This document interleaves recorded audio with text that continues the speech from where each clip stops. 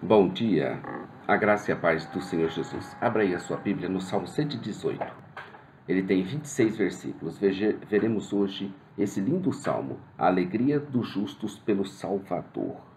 Embora, queridos, a tradição divida o saltério, que é o conjunto dos 150 salmos, em 5 livros, que correspondem aos 5 livros de Moisés, onde cada um dos livros termina com uma doxologia e tem características que o distinguem dos demais.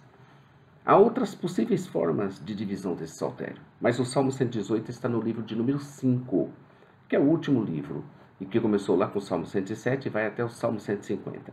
Também poderíamos ter a divisão deles pelos seus títulos e ainda também pela sua classificação de gênero literário.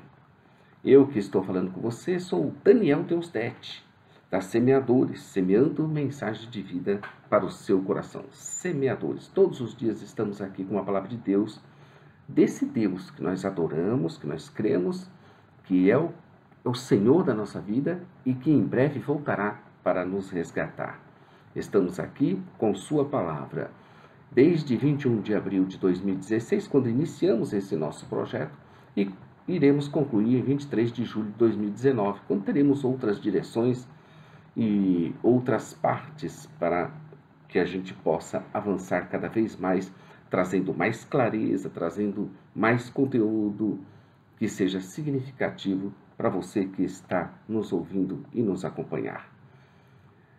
Particularmente, gosto dos Salmos pela sua postura diante de Deus, pela postura de extrema fé, de extrema confiança e certeza de que era amado por Deus e não vivia a crise de identidade, apesar de tudo parecer contrário a ele por causa das tantas perseguições, estando ele inocente em todas elas.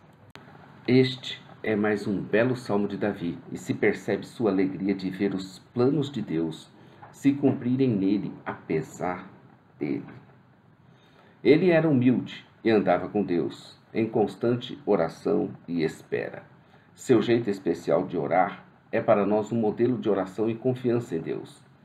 Eu mesmo desejo aprender a orar e a ter fé como Davi. Também gostaria muito de orar como minha mãe orava, agora recolhida ao Senhor. Há uma curiosidade sobre esse salmo. Se eu fosse Gregório e pudesse voltar no tempo, e tivesse o encargo de organizar e arrumar o calendário, eu marcaria aquele domingo da ressurreição como o primeiro dia de uma nova era. Eu marcaria. No entanto, foi o nascimento de Jesus Cristo que dividiu a história em antes de Cristo e depois de Cristo. Gregório errou nos cálculos e na data de nascimento de Cristo. Esse erro humano tem significado diante de Deus, que tudo criou.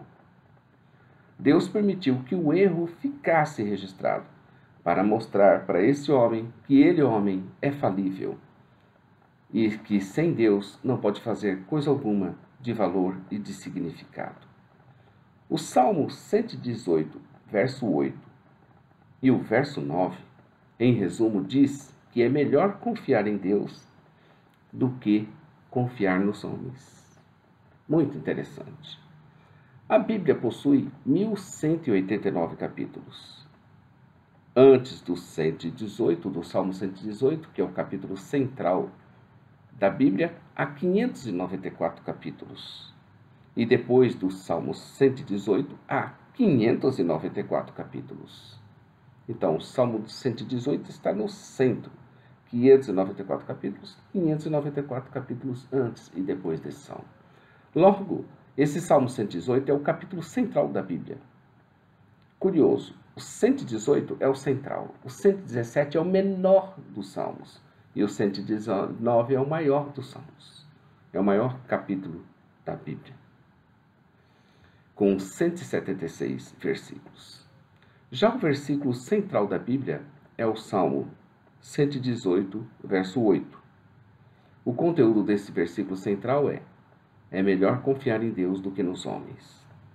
O versículo seguinte é a repetição que é muito comum na poesia hebraica, que também diz assim, que é melhor confiar em Deus que nos príncipes.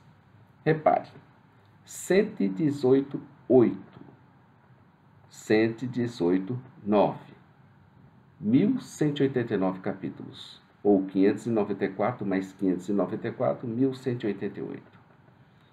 Então, 118, se nós pegarmos cada um dos algarismos, nós vamos ver que eles formam o total de capítulos da Bíblia.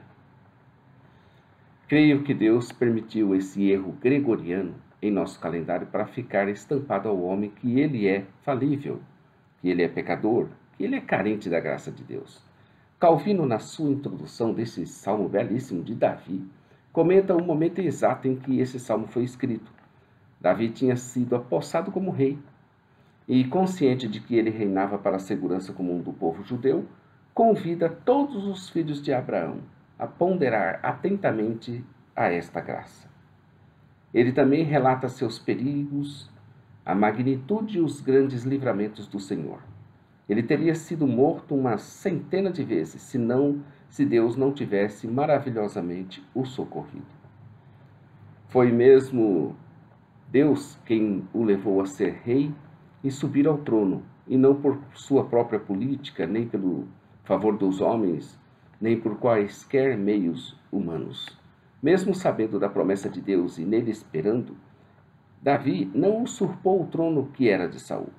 Ele tinha certeza de que seria estabelecido ali pelo próprio Deus. Lembro-me de que era o projeto do Espírito Santo, sob a figura deste reino temporal, para descrever o reino eterno e espiritual do Filho de Deus, assim como Davi representou sua pessoa. Eu também vejo nisso uma forte crença e convicção na soberania e no governo de Deus, a ponto de você deixar que as coisas aconteçam sem interferir nelas, querendo dar uma mãozinha, sabendo que elas caminharão para o rumo ao qual quem designou foi o próprio Senhor. Jesus Cristo, por exemplo, é um exemplo máximo, pois aceitou todas as afrontas do homem, podendo reagir a elas, mas não aceitou. Foi crucificado e pendurado entre os céus e a terra, num madeiro. E lá ele poderia descer da cruz, mas não o fez, pois aceitou o governo do Pai até a última consequência, a qual foi a sua morte, porque entendeu que era seu plano do Pai, a sua morte, para a salvação de todos nós. Assim, Davi também tinha essa convicção. Muitas vezes a gente luta contra as coisas que estão acontecendo e quer interferir, às vezes ilicitamente, não entendendo os planos e propósitos de Deus. Mas Davi e Jesus Cristo eram aqueles que tinham essa consciência e sabiam e confiavam na soberania e no governo de Deus. Eu também convido você, do mesmo modo que eles, a ter essa fé inabalável e essa convicção imperturbável. Abre aspas na fala de Calvino. No momento em que este salmo foi escrito, sempre que era, Davi alcançou a posse do poder real e, ciente de que ele reinava pela segurança comum da igreja, exorta todos os filhos de Abraão a ponderar atentamente a esta graça. Ele também relata seus perigos, cuja magnitude e variedade o teriam matado 100 vezes, se Deus não o tivesse socorrido maravilhosamente. Deste modo, é óbvio que ele chegou ao trono do reino, nem por sua própria política, nem pelo favor dos homens, nem por qualquer meio humano. Ao mesmo tempo, ele nos informa que ele não, imprevisivelmente ou por intrigas perversas, se apressou e tomou a posse forçada do reino de Saul, mas que ele mesmo foi nomeado e estabelecido rei pelo próprio Deus. Lembremos que foi o propósito eterno do Espírito, sob a figura deste reino temporal, descrever o reino eterno e espiritual do Filho de Deus, assim como Davi representou sua pessoa. Fecha aspas na fala de Calvino. O Salmo 118 começa bem assim: rendei graças ao Senhor, porque Ele é bom, porque a sua misericórdia dura para sempre. O verso 8 e o verso 9 dizem assim: Melhor é buscar refúgio no Senhor do que confiar no homem. Melhor é buscar refúgio no Senhor do que confiar em príncipes. E esse salmo, ele tem 29 versículos, sendo o último em Dei graças ao Senhor, porque Ele é bom, porque a sua misericórdia dura para sempre. Davi pôde começar seus salmos com lutas e sofrimentos, mas sempre, sempre ele, é uma característica dele, ele os terminava com palavras de vitória e de esperança, de que a luta continuará, mas no final Deus triunfará. Um belo salmo, uma bela reflexão. A todos um bom dia, fiquem com Deus. Amanhã estaremos aqui com o Salmo 119. A lei de Deus é perfeita. Fiquem com Deus. Curta o nosso vídeo e inscreva-se no nosso canal. Conheça o nosso blog site jamaisdesista.com.br e também nossa loja virtual ossemeadores.com.br. Nosso blog site está com quase 20 mil acessos dia. E nossa loja física em breve será inaugurada aqui em Brasília. A todos um bom dia. E como dissemos sempre, e estamos aguardando de fato e de verdade, Maranata, ora, ora, vem, Senhor Jesus. Deus abençoe o seu dia.